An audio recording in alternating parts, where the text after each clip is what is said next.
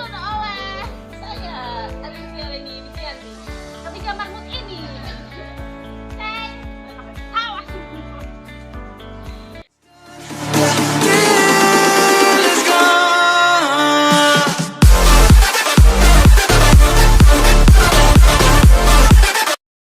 Ya, kita akan membahas tentang studi kasus perubahan organisasi pada PT Telkom Indonesia. Rumusannya apa? Di sini kita akan membahas tentang bagaimana PT Telkom Indonesia, bagaimana profil PT Telkom Indonesia.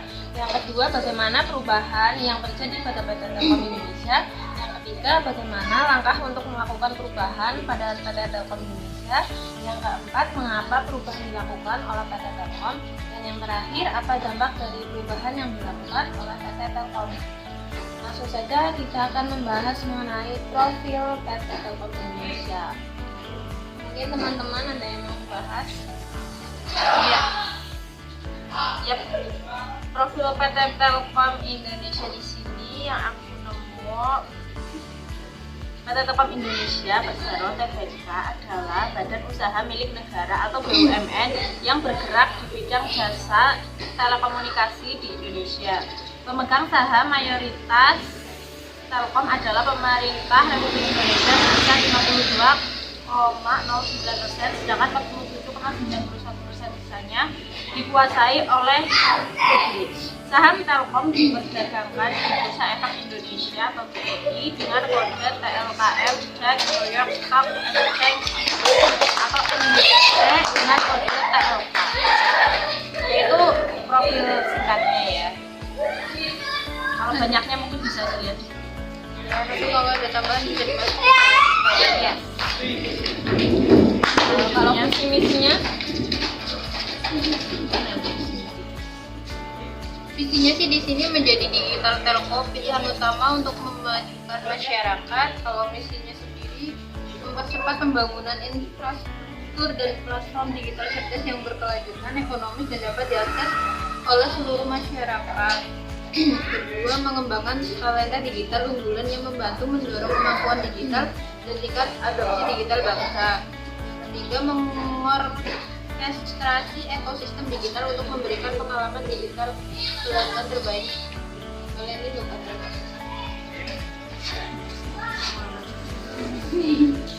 selanjutnya yaitu perubahan yang terjadi pada PT Telkom Indonesia. Yang pertama ada perubahan susunan direksi sesuai tuntutan internal dari Sekar PT Telkom. Maka pada tanggal 11 Mei 2012 diadakan rapat umum pemegang saham untuk melakukan perombakan susunan direksi PT Telkom. Dari rapat tersebut dihasilkan susunan direksi baru yang diketahui oleh Arif Yahya. Berikut adalah susunan direksi baru PT Telkom. Direktur utama Arif Yahya sebagai CEO, Direktur Keuangan Henesti Bashir, Direktur Enterprise and Wholesale itu M. Awaludin,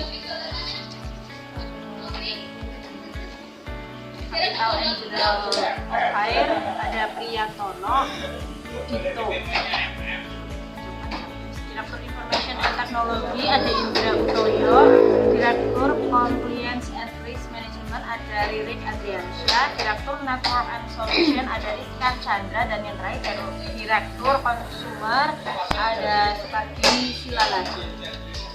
Selanjutnya ada juga perubahan tugas dan fungsi. Mungkin Mbak Apa sih namanya? Selain mengubah susunan direksinya, PT Telkom juga melakukan penyesuaian tugas dan fungsi dari direksi-direksi tersebut. Penyesuaian tersebut adalah sebagai berikut. 1.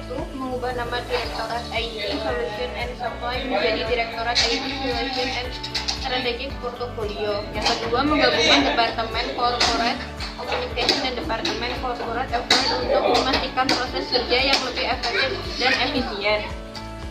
Yang ketiga, mengalihkan tugas dan wewenang penanganan bisnis di segmen wholesale dan internasional dari semula di bawah Direktur Enterprise and Wholesale menjadi bawah Direktur Compliance and Risk Management.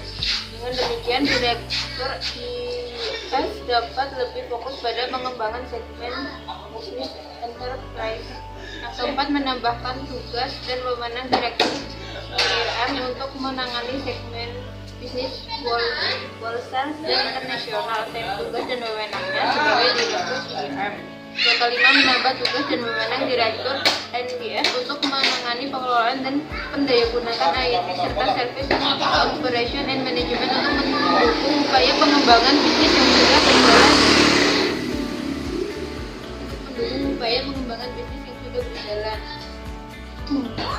Untuk perubahan landscape bisnis, PT Telkom merubah landscape bisnisnya dari bisnis informasi dan komunikasi menjadi telecommunication, information, media, and edutainment atau TEM.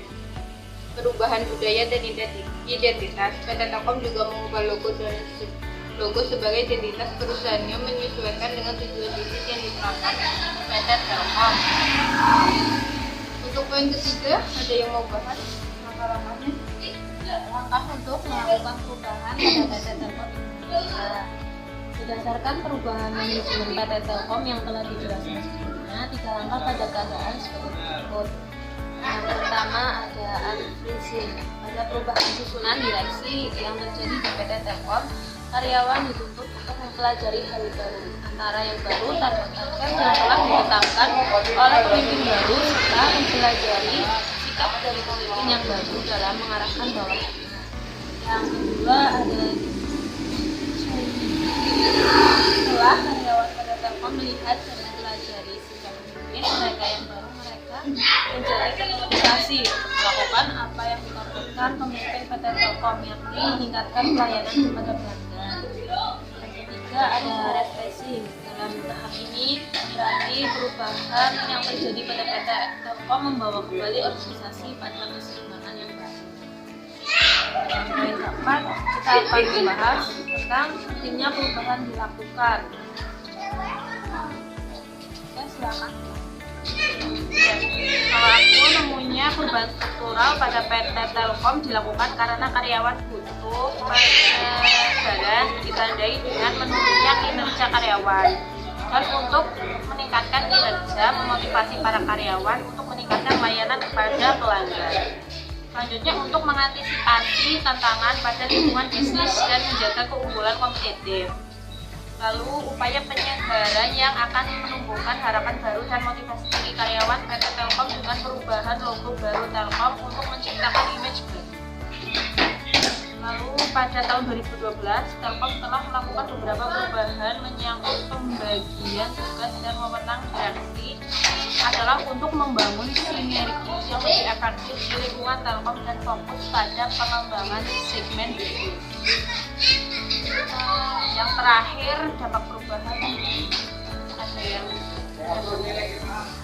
udah nemu sih dampak perubahannya. Perubahan ini didasari PT Telkom Indonesia ingin membangun brand image baru. Brand image Indonesia yang ingin diusung Telkom dengan warna merah putih di dalam logo Telkom Indonesia. Perubahan logo ini berdampak pada citra Telkom semakin positif karena diiringi dengan perubahan layanan dan pelanggan lebih baik disesuaikan dengan tema perubahan logo Telkom Indonesia saat ini dengan tujuan mempersiapkan generasi muda yang berkualitas. Telkom akan selalu mengutamakan kepuasan pelanggan. Selanjutnya, peningkatan laba bersih tahun 2003 sebesar 10% dari tahun sebelumnya, dan Dirut Telkom mendapatkan penghargaan.